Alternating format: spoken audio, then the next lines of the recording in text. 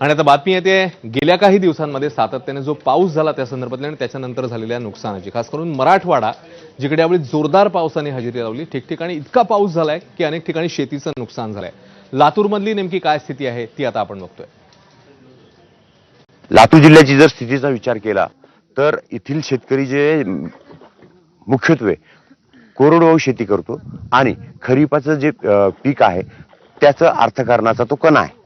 मात्र 6 lakh hectare क्षेत्रापैकी 3 lakh hectare क्षेत्र हे पाण्याखाली गेले आणि ते कशा पद्धतीनं तर असं आता मी गुडघाभर पाणी ज्या ठिकाणी आहे त्या ठिकाणी आहे आणि ही स्थिती अनेक ठिकाणी आहे. बऱ्याच ठिकाणी तर सोयाबीन पूर्ण पाण्यात बुडून गेलेलं आहे. सोयाबीनची शेती त्या ठिकाणी आहे का नाही हे कळून येत नाही, कारण इतक्या मोठ्या प्रमाणात पाणी आहे. सध्या सरकारचा अंदाज आहे तो 3 लाख हेक्टर क्षेत्राचा, त्यापेक्षाही हे क्षेत्र अधिकचं आहे. आणि शेतकऱ्यांची आता मागणी आहे की रान नीट करून घेण्यासाठीचा जो खर्च आहे तो खूप मोठा येणार आहे. हातातलं पूर्ण पीक गेलेलं आहे. सोयाबीन गेलं, मूग गेलं, उडीद गेला, तूर गेलंय.